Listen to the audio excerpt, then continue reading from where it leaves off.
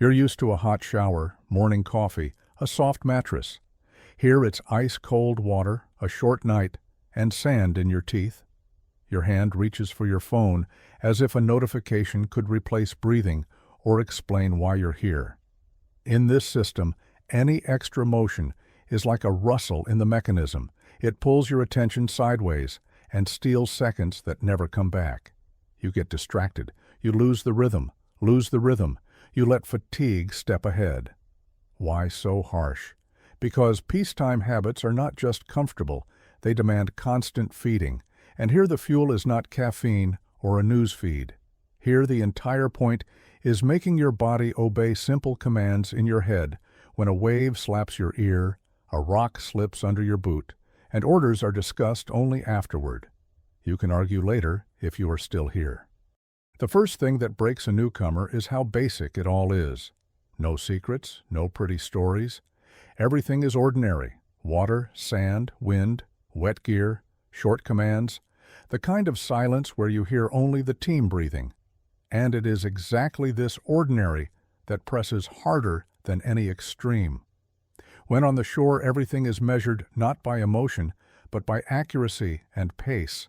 Any attempt to break away into drama is a cheap gesture. What matters more, a flashy burst or predictability? What is more valuable, the phenomenal speed of one person or stability for everyone? You learn quickly. People crack not on strength, but on meaning. Strength tires fast if it does not know why it is suffering. Meaning, if it is honest and short, holds you when your muscles are yelling. You find yourself on a coastline where the wind is not a topic of conversation, but work noise. The training center runs on clear rules: no days off, no phones, no excuses. The water temperature is about 10 degrees Celsius, and it is equally indifferent to everyone.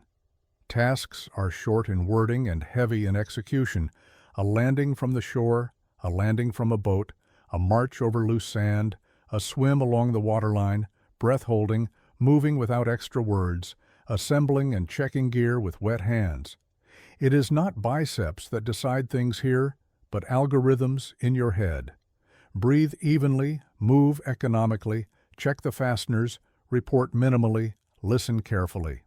From the outside it looks boring. Inside the day, that boring stuff is your safety line. Food stops being pleasure and becomes a tool. Have you eaten on the run? Here it is on the run and waiting. The ration looks at you without a smile because it was built for function, not for taste.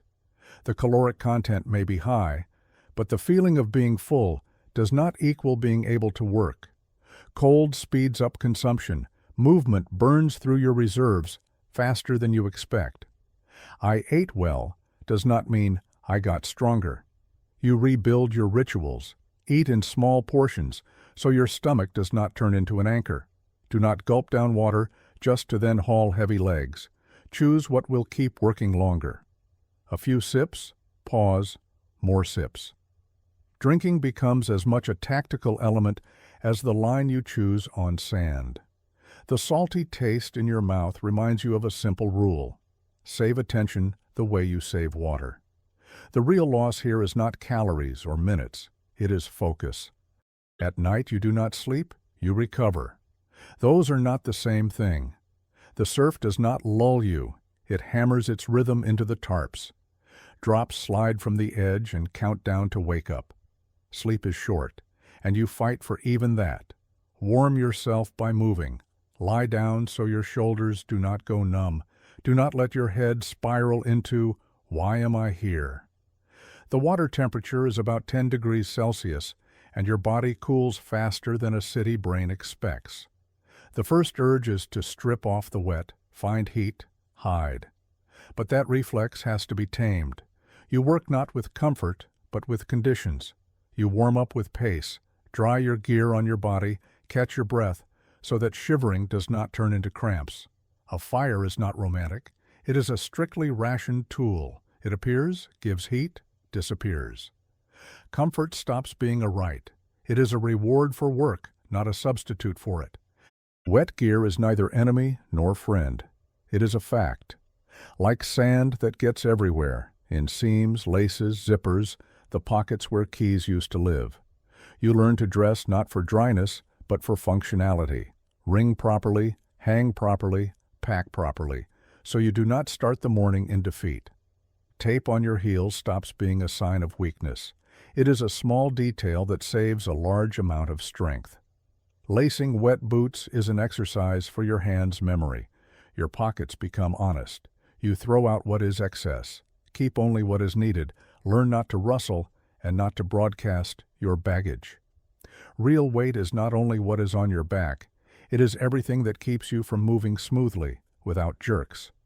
The day is not split into training and life. It flows as one continuous chain of tasks. Loose sand underfoot, a low start into the salty foam, setting straps, checking catches, a short swim along the line, back again, an obstacle course with simple but snagging elements, formation, debrief, moving again, right up to lights out. Instructors watch not for the beauty of a single step, but for the overall tempo. Fatigue here is neither a peak nor a crash. It is a constant background. It stops being an event. That is the best you can do with it. An error never stands alone. You lose the rhythm. The team breaks. The team breaks. The task crumbles. The task crumbles. Danger grows. So you become attentive to the unpretty, how the strap lies on your shoulder, how a flap clicks shut, how you place your foot on wet rock, how you pick up a teammate's ready with a glance. Heroics give way to craftsmanship, and that is a fair trade. Medicine here is not about pampering yourself, it is risk management. This is not a clinic. It is a workshop where everyone must monitor their own condition and not turn a personal mistake into a shared threat. Pain is not a badge and not a pose. It is a signal. You learn to distinguish. A dull pull, redistribute, change technique, tell your instructor, a sharp stab, hand up, do not play hero. But if it is fatigue rather than injury, you work in the gray zone, where it is unpleasant but safe. Salt gets into cracks, sand, skin down, joints remind you of themselves with every jerk. Tape goes on the hot spots, a compress on the joint, a dry change if possible, and used wisely. There are few medics, but there is order. Do not hide what is critical, report in time, do not play I'll tough it out, where the risk will become shared. They value not fearlessness, but competent courage. One step back so you can take 2 steps tomorrow. Romance lulls, routine heals. Where does training end and hazing begin? At the line where the rulebook ends and whim begins. Strictness is equal rules applied equally. Cruelty is arbitrariness. It has no place here. An order is discussed later, not now. Right now, you are waist-deep in water, and your delay is someone else's shiver behind you. The instructor is in the same water, under the same wind, and his voice is sharp, not because he enjoys it, but because in this air you will not hear otherwise. After. Debrief. Questions by the book, claims on the merits. And you are surprised at how quickly discipline brings back a sense of safety. Rules are clear, boundaries visible, consequences predictable. Paradoxically, it is the system's hardness that extinguishes the chaos that cold naturally invites. You do not beat ecology and climate, you adapt to them. Humidity pulls heat out of any layer. Fabric drinks in the salty air and does not give it back willingly. Metal needs oil, or it will answer you at the worst moment. Sand is everywhere, and that is not a problem if you have learned to live with it. The wind changes plans literally on the move. You lower your torso, you turn your head differently, you shift effort so you are not fighting emptiness. The shore reads like text. The color of the wave hints at depth. The pattern of foam suggests the current. The sound of stones tells you how hard it is pulling at the edge. That knowledge saves energy. It does not add beauty, but it cuts down on luck. Nature is the main examiner here. Not angry, not pleased, just setting the conditions. You learn to respect conditions and work inside them. Even speech changes its job. Empty talk cuts the team. Words become short and precise. Voice is a tool, not background noise. Signals are economical, readable, with half a glance. Someone else's back is your navigation in bad weather, and your back is the same for someone else. On land, two people twisting a strap is a trifle. In water, it saves seconds and strength. Tuned little things stack into safety. Mutual aid is not hugs, it is work, grab, prompt, cover, when your neighbor has slid into routine and missed a signal. The ability to catch someone else's mistake before it becomes everyone's mistake is valued more than a loud personal victory. Breathing becomes an anchor. At first it stumbles like everyone's does. Then you start to hear how a single breath can bring order back to your head without any extra words. How much longer is a trap many fall into. There is no correct answer. The working question is different.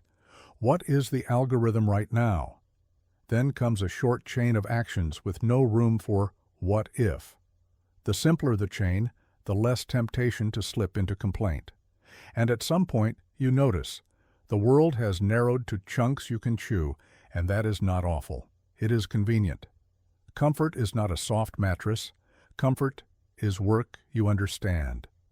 What seemed small becomes system forming. Where to dry your gear so that morning does not begin in defeat. How to shut flaps so water does not fill your pockets. How to hang things slightly higher where there is less moisture. How to turn your torso into a wave so it does not rip out of your hands the one item holding the team together. How to make your ready visible when speaking is not the time. It is all boring, grounded stuff. But those are the things that outlast cold and fatigue when the loud motivation has run dry. Money? Sums do not inspire you on this shore. Repairs, logistics, training gear, everything costs money, but a newcomer's wallet does not turn into legend.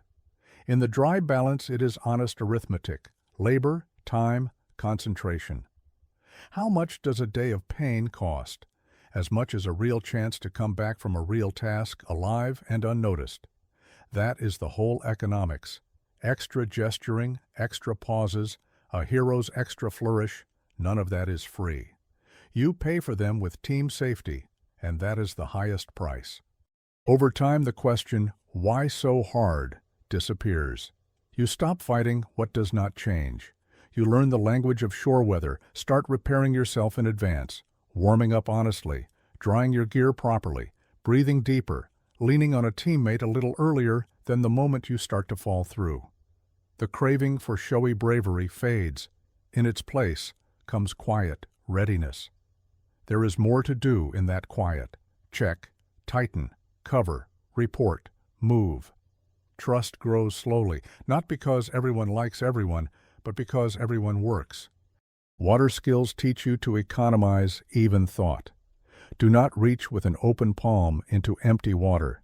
That strips your power. Do not gulp wide breaths when you can take them shorter and more often.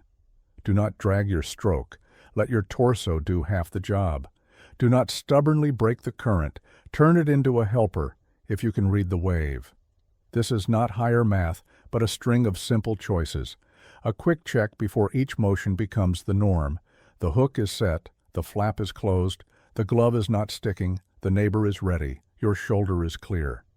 The price of inattention is not a shout, it is a fresh chain of actions with a wrung-out body. The brain starts to love prevention the way it once loved procrastination. The psyche resists constant pressure. It is wired to push you toward reward. Here rewards are postponed. So you replace them with other anchors, pace, small wins, honest, done marks. Your inner monologues shorten. I want to go home is not a working thought. Inhale, step, look is a working one.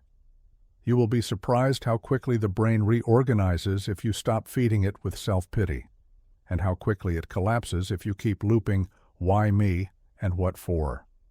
Someone else's success does not irritate here. It helps. It means the scheme works. It means you can copy the algorithm without copying someone else's raw strength. The crash arrives suddenly, not at the moment of maximum load, but in the gap. It feels like nothing is happening. You are just standing in water, just waiting for a command, just looking at the gray line of the horizon. Suddenly, everything inside you screams, "Enough." That is not nature's malice or the system's cruelty. It is your brain, which hates emptiness. The cure is a short truth. People break not on strength, but on meaning. Meaning does not have to be grand. It has to be usable. Take the step, hold the tempo, help the person next to you, return. So simple it is almost funny. But that simplicity survives the long day. It may look from the outside like the whole program is about suffering. In reality, it is the craft of endurance. It is not pretty, but it is honest. You learn not patience for the sake of patience, but self-management for the sake of the task. You learn not to confuse strictness with cruelty, fatigue with injury, heroism with showing off. With each day, your movements grow shorter, your step quieter, your gaze more attentive. You do not become stronger so much as more precise. That precision smells of salt, tape, wet fabric, and a teammate's warm hand on your shoulder. No words, no pose, just at the right moment. Why are peacetime habits a risk here? Because they are tuned for comfort and decorative efficiency. Hot water relaxes you when you must tighten up. A soft mattress lulls you into the next morning. The phone promises comfort, but steals seconds, attention, and routine. The body and psyche are poorly adapted to constant stress. They need pauses. Here, pauses are created artificially, by schedule, by breathing, by a short and honest rest, by mutual support. It is boring, but it works. And yes, you cannot tough out something like this on stubbornness alone. 3 system-level reasons kick in. First, the environment. Cold, water, and lack of sleep press evenly. Nature does not hurry and does not let go. Without good tactics, the body falls through quickly, shivering ruins, smoothness. Attention becomes full of holes. Errors multiply. What works is discipline in heat and tempo, how to dry, how to layer, how to choose your step, how to reset your breathing for the task, how to economize motion without economizing attention. Second, the system. The routine does not ask if you are comfortable. It asks if the task is being done. The schedule is not control for its own sake. It is protection. Without the system, the group falls apart. Without the group, the task falls apart. And without the task, all personal heroics turn into wasted effort. Third, the goal. To a civilian ear, it sounds strange. Not victory, but testing at the edge. No one hands out medals for a pretty picture. They look to see whether you can think under pressure when the mask pulls at your face. The gloves will not obey, your legs feel like lead, and your head is hunting for a reason to slide into complaint. The conclusion is simple. The less you depend on comfort, the higher your chance to do the job and come back.